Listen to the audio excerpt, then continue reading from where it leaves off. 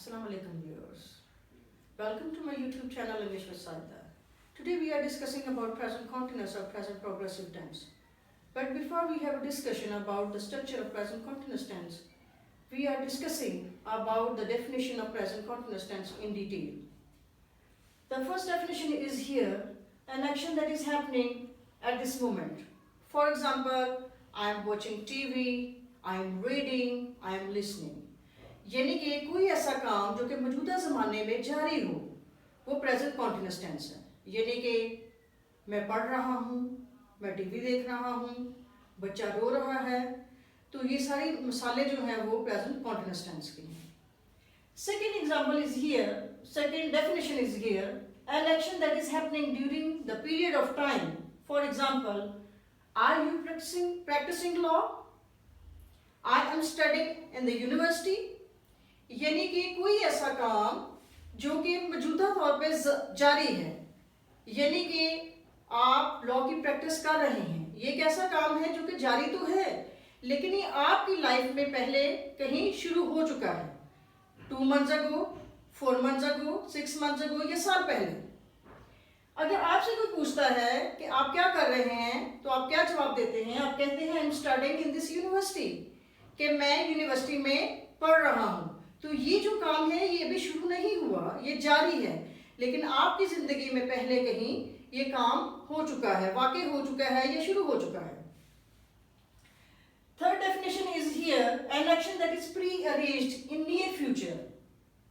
For example, we are going to Lahore tomorrow, यानी कि कोई ऐसा काम जो कि मुस्तकबिल करीब में होना है and you are 100% sure, You are 100% certain that is going to happen, यानी कि आपको 100% यकीन हो कि ये काम होना है, तो उसके लिए भी हम प्रेजेंट कॉन्टिन्यूस टेंस इस्तेमाल करेंगे। For example, we are going to Lahore tomorrow, कि हम कल लाहौर जा रहे हैं।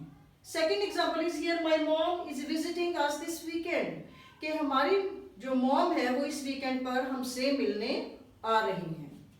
ये तो थी मुस्तकबिल करीब की मिसाल।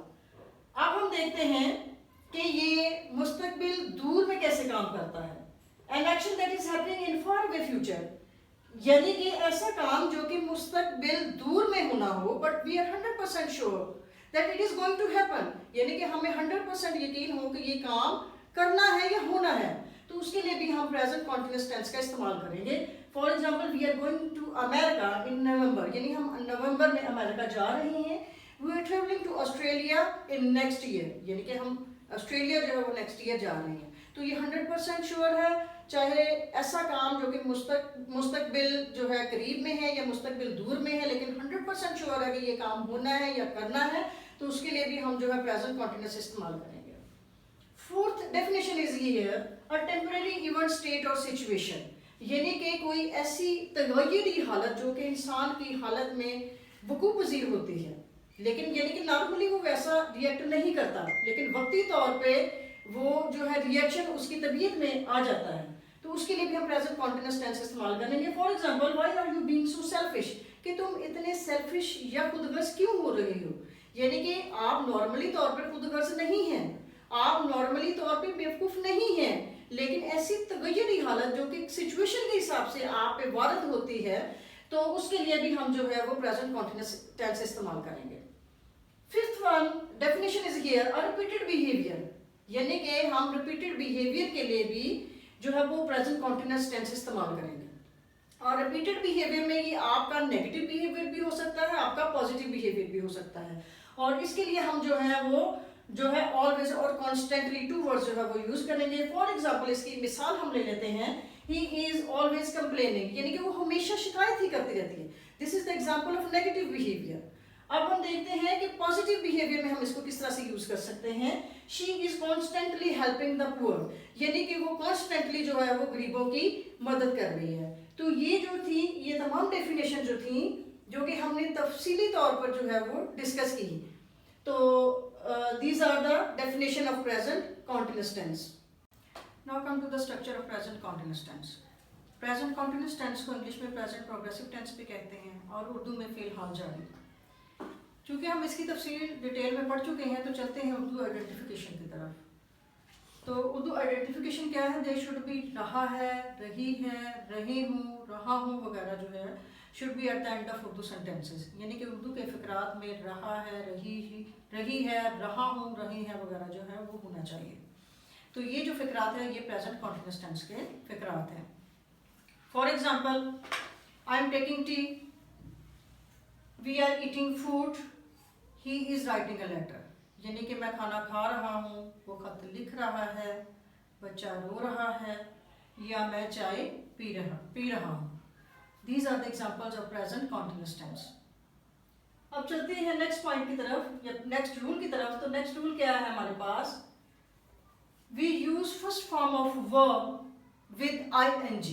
अब इसका स्ट्रक्चर बनाने के लिए हमें पहले किस चीज़ की ज़रूरत है, या हम पहले क्या करेंगे, इसमें हम वर्ब की फर्स्ट फॉर्म इस्तेमाल करेंगे, और फर्स्ट फॉर्म के साथ हमने क्या करना है, उसके साथ ing का इजाफा करना है। Third rule is here.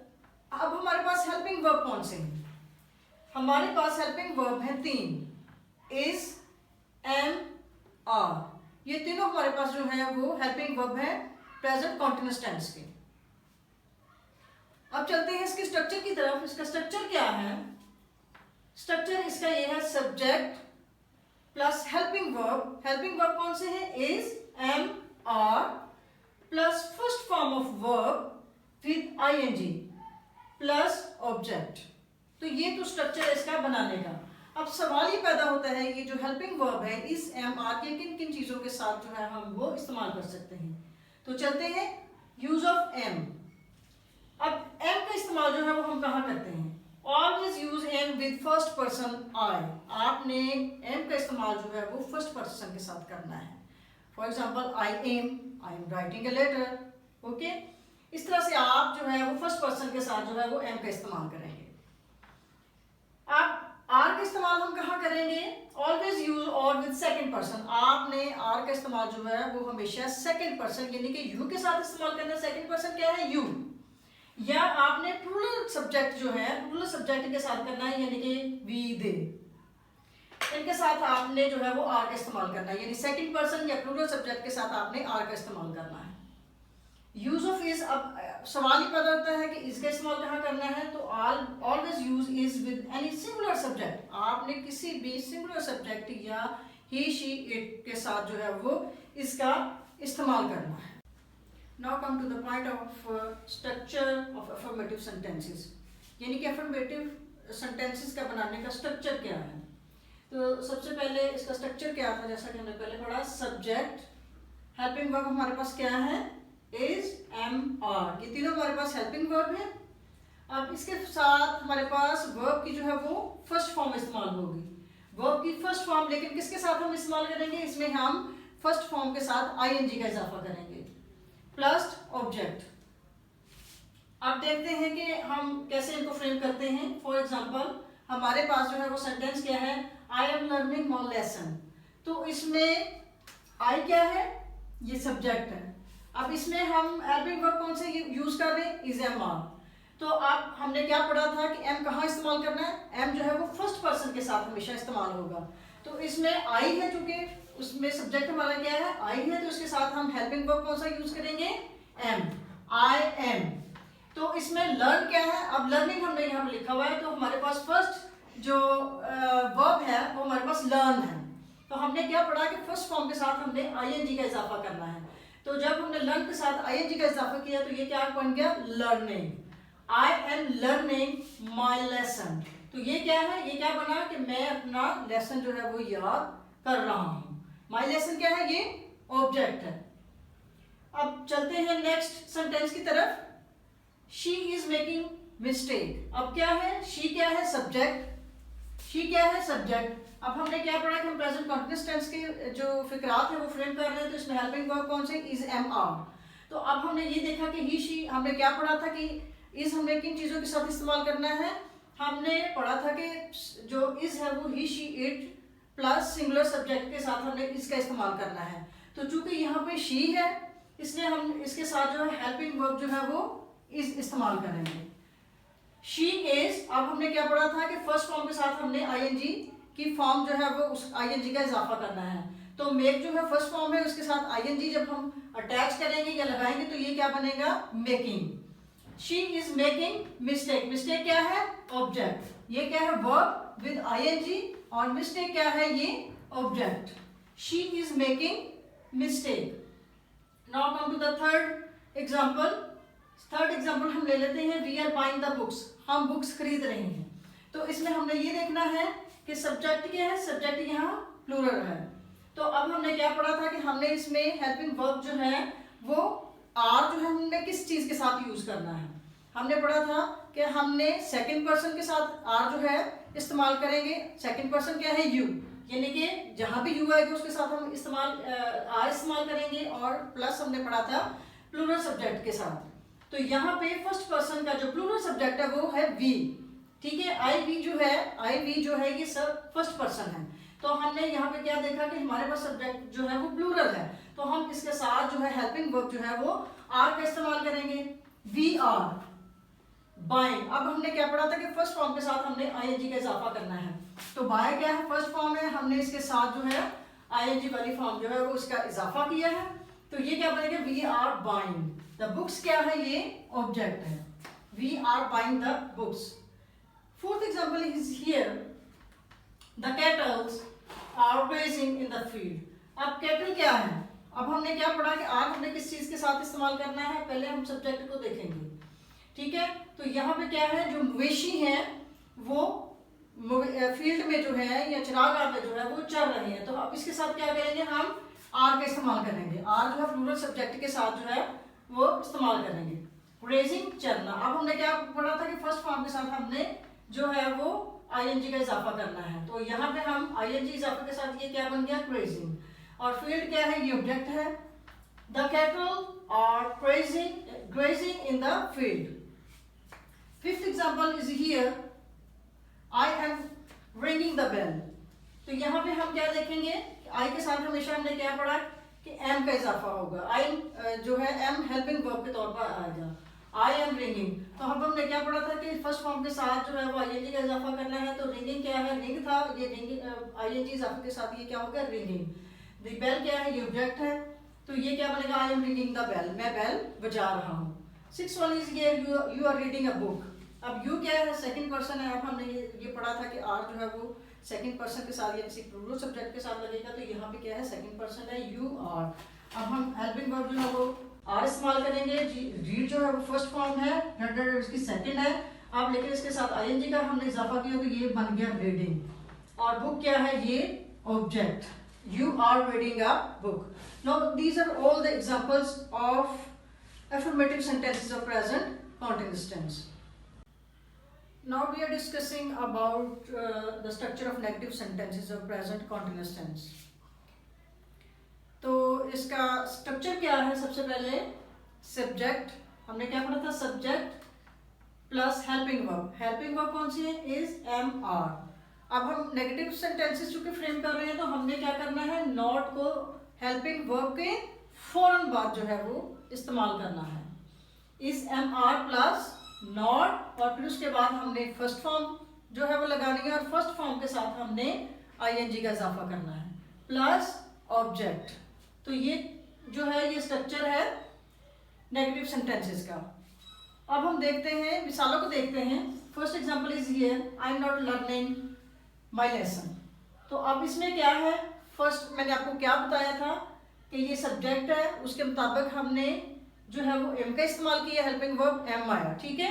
I am, तो उसके बाद हेल्पिंग वर्ब के फौरन बाद जो है हमने नॉट का इस्तेमाल करना है। I am not learning my lesson. तो ये क्या हुआ कि मैं अपना जो है लेसन जो है वो याद नहीं कर रहा। Come to the next example, she is not making a mistake, वो गलती नहीं कर रही है। तो हमने क्या पढ़ा था कि हमने जो हेल्पिंग वर्ब जो है वो सब जो है वो सब्जेक्ट को देख के लगाने हैं। अब यहाँ पे क्या है, शी, तो शी के साथ क्या है, इज लगेगा। शी इज नॉट, और अब हमने क्या पढ़ा कि नेगेटिव बनाने के लिए हमने हेल्पिंग वर्ब के फौरन बाद जो है वो नॉट का इस्तेमाल करना है। अब यहाँ पे क्या है, she is not making a mistake, और इसको फर्स्ट हमने क्या पढ़ा था कि फर्स्ट फॉर्म के साथ आईएनजी का इजाफा करना है। तो ये क्या पढ़ा, मेकिंग, और मिस्टेक क्या है, ऑब्जेक्ट। अब ये क्या कंप्लीट क्या हुआ फिक्रा हमारे पास, she is not making a mistake. अब अगली मिसाल हम देखते हैं, we are not buying the books, हम किताबें नहीं खरीद रहे हैं।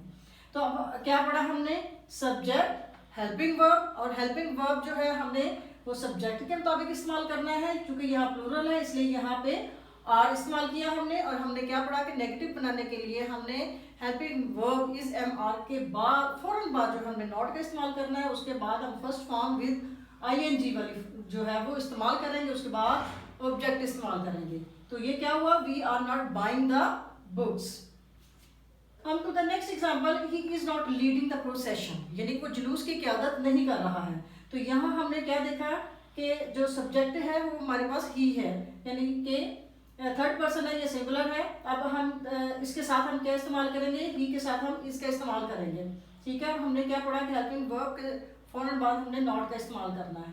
तो he is not leading the procession, lead क्या है फर्स्ट फॉर्म, उसके साथ हमने आईएनजी का इजाफा किया, तो ये क्या बन गया, लीडिंग। अब प्रोसेशन क्या है, ये ऑब्जेक्ट है। तो ये अब नेगेटिव फिक्रा हम कैसे तरतीब दिया हमने, he is not leading the procession. अब चलते हैं नेक्स्ट एग्जांपल की तरफ, you are not deceiving me, तुम मुझे धोखा नहीं दे रहे हो। अब यू क्या है, सेकंड पर्सन है, तो हमने क्या पढ़ा था कि सेकंड पर्सन के साथ हमेशा आर का इस्तेमाल करना है। तो यहाँ पे क्या आएगा, यू आर, हमने हेल्पिंग वर्ब के लिए आर, ठीक है। और हम चूंकि नेगेटिव सेंटेंसेस बना रहे हैं तो हमने क्या पढ़ा कि हेल्पिंग वर्ब के फौरन बाद हमने नॉट का इस्तेमाल करना है।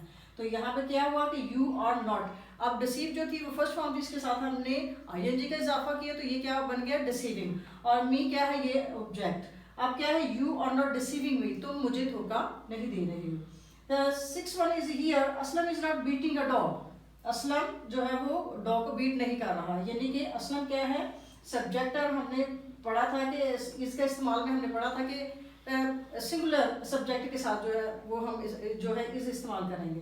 तो यहाँ पे क्या है, सिंगुलर सब्जेक्ट है, नेम है यहाँ पे, तो असलम के साथ जो है वो हम जो है सिंगुलर सब्जेक्ट के साथ हम इसका इस्तेमाल करेंगे। और इसके बाद हमने क्या पढ़ा था नेगेटिव बनाने के लिए कि हमने हेल्पिंग वर्ब के फौरन बाद जो है वो नॉट का इजाफा करना है। तो यहाँ हम क्या करें, असलम इज नॉट, बीट जो है फर्स्ट फॉर्म है उसके साथ आईएनजी का इजाफा किया,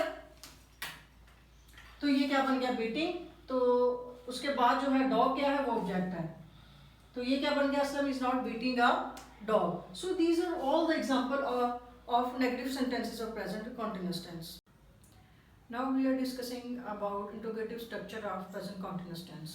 तो देखते हैं, अब सबसे पहले हम इसके स्ट्रक्चर को देखते हैं। तो हमने क्या पढ़ा था कि अगर आप इंटरोगेटिव सेंटेंसेस को फ्रेम कर रहे हैं तो क्या करना है, आपने हेल्पिंग वर्ब को सब्जेक्ट से पहले ले आना। तो इसका जो स्ट्रक्चर है वो क्या है, इज एम, हमारे पास जो हेल्पिंग वर्ब है वो तीन है, इज एम आर, तो इसको हमने पहले लेके आना है, is am are plus subject plus first form of verb with ING plus object. तो अब इसकी एग्जांपल देखते हैं हम। तो फर्स्ट एग्जांपल हमारे पास क्या है, I am learning my lesson. तो ये क्या है, ये अफर्मेटिव सेंटेंसेस है। और अब हम इसको इंट्रोगेटिव सेंटेंस में चेंज करना चाह रहे हैं, तो हम क्या करेंगे, हमने क्या पढ़ा कि हमने जो हेल्पिंग वर्ब है उसको सब्जेक्ट से पहले और फिक्रे के शुरू में लिखना है। तो यहाँ पे हमने क्या किया कि ये जो एम था इसको हमने सब्जेक्ट से पहले, आई क्या है, सब्जेक्ट, इसको हम सब्जेक्ट से पहले लिखेंगे और फिक्रे के शुरू में, और एम आई उसके बाद हम फिक्रे की तरतीब उसी तरह से रखेंगे, यानी फर्स्ट फॉर्म विद आईएनजी, उसके बाद हम ऑब्जेक्ट लेके आएंगे, am I learning my lesson, उसके बाद हम जो है क्वेश्चन मार्क पुट करेंगे, क्या मैं अपना लेसन जो है वो याद कर रहा हूँ। Come to the second example, she is making a mistake. अब ये अफर्मेटिव सेंटेंस है कि वो गलती कर रही है। अब इसको हम जो है वो इंट्रोगेटिव में चेंज करना चाह रहे हैं। तो क्या पढ़ा हमने कि आपने helping verb is am are को जो है वो सब्जेक्ट से पहले और फिक्रे के शुरू में लिखना है। तो यहाँ पे हमारे पास हेल्पिंग वर्ब क्या है, इज, तो हम इसको सब्जेक्ट से, ये सब्जेक्ट है, सब्जेक्ट से पहले लिखेंगे। तो हमारे पास ये क्या है, इज, और शी क्या है, सब्जेक्ट, इज शी मेकिंग। अब बाकी फिक्रे की तरतीब उसी तरह से रहेगी, is she making a mistake, और एंड पे हम जो है वो क्वेश्चन मार्क जो है वो पुट करेंगे। Next example is here, he is leading the procession, वो जुलूस की क़यादत कर रहा है। तो अब हमने क्या पढ़ा कि हमने जो हेल्पिंग वर्ब है उनको फिक्रे के शुरू में लेके आना है। तो अब हम क्या करेंगे कि यहाँ पे हमारे पास ये सब्जेक्ट है, ये हेल्पिंग वर्ब है, तो हमने हेल्पिंग वर्ब इसको हम जो है वो सब्जेक्ट से पहले ले लेंगे। तो हम इंट्रोगेटिव हम बनाते हुए क्या करेंगे, is he, is helping verb पहले है और सब्जेक्ट उसके बाद है, और बाकी फिक्रे की तरतीब first form with ING plus object, उसी तरह से हम फिक्रे की तरतीब रहने देंगे, और इसके एंड में हम जो है वो क्वेश्चन मार्क जो है वो पुट करेंगे। Next example, I am ringing the bell, मैं बेल बजा रहा हूँ, तो इसके साथ हमने क्या पढ़ा कि सब्जेक्ट के साथ जो हेल्पिंग वर्ब है उसको हमने सब्जेक्ट से पहले लेके आना है। तो यहाँ पे हमारे पास हेल्पिंग वर्ब है एम, और हम यहाँ पे चूंकि इंट्रोगेटिव सेंटेंस बना रहे हैं तो हमने क्या करना है, एम को सब्जेक्ट से पहले लेके आना है। तो ये क्या बन जाएगा, M I ringing, first form है और आईएनजी उसके साथ लगी, तो ये क्या होगा, रिंग द बेल, बेल क्या है, ऑब्जेक्ट। अब ये क्या फिक्रा बना, am I ringing the bell, और एंड पे आपने जो है वो क्वेश्चन मार्क पुट करना नहीं भूलना। Now we are discussing about the structure of complex interrogative sentences of present continuous tense. यानी कि कॉम्प्लेक्स इंट्रोगेटिव सेंटेंसेस कौन से हैं? कॉम्प्लेक्स इंट्रोगेटिव सेंटेंसेस यानी कि वो ऐसे फिक्रात जो कि WH वाले फिक्रात से शुरू हों। WH वाले फिक्रात कौन से हैं? What, when, where, which, how, who, why. These are the WH sentences. यानी कि ये ऐसे फिक्रात हैं जो WH से स्टार्ट होते हैं। अब हम देखते हैं कि ये कैसे हम इस्तेमाल करते हैं। Affirmative sentences में हमारे पास है you are deceiving me. This is the affirmative sentences of present continuous tense. तो अब ये complex interrogative sentences में हम इसको कैसे चेंज करेंगे, यानी कि ये क्या है, तुम मुझे धोखा दे रहे हो। अब हम करना ये, अब हम फिक्रे को तब्दील करना चाह रहे हैं कि तुम मुझे धोखा क्यों दे रहे हो। तो अब हम इस करना कुछ भी नहीं, अब इसके साथ हम क्या करेंगे, WH वाले जो फिक्रात हैं उनको हम फिक्रे के शुरू में लगाएंगे, यानी कि वाई। अब यहाँ पे हम क्या लगाएंगे, वाई आर यू डिसीविंग मी, और इसके एंड में हम क्या करेंगे, इसके एंड में हम यहाँ पे इंट्रोगेटिव जो मार्क है उसको पुट करेंगे। Next example is here the girl, हमारे पास अफर्मेटिव सेंटेंस है the girl is washing the clothes, यानी कि लड़की जो है वो कपड़े धो रही है। तो अब हम इसको कॉम्प्लेक्स इंट्रोगेटिव सेंटेंसेस में जब चेंज करेंगे तो हम ये पूछना चाह रहे हैं कि लड़की कहाँ कपड़े धो रही है। तो इसके लिए हम क्या करेंगे, जो WH वाले फिक्रे उसमें से हम वेयर लेंगे, यानी कहाँ। तो अब हम इसको हेल्पिंग वर्ब से पहले जो है वो पुट करेंगे, और बाकी फिक्रे की तरतीब जो है इसकी वही रहेगी। वेयर इज, हमने क्या पढ़ा था कि इंट्रोगेटिव सेंटेंसेस को बनाते हुए हमने सब्जेक्ट से पहले जो है वो हेल्पिंग वर्ब जो है वो फिक्रे के शुरू में लेके आना है।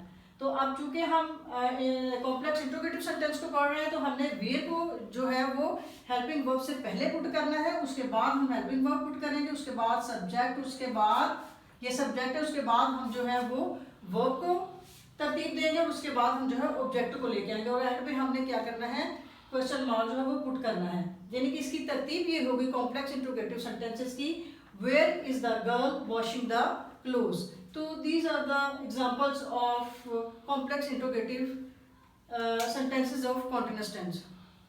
So viewers, this was our today's lecture. If you like my video, please like, share and subscribe to my YouTube channel English with Saida. We will meet in our next video. Till then, Allah Hafiz.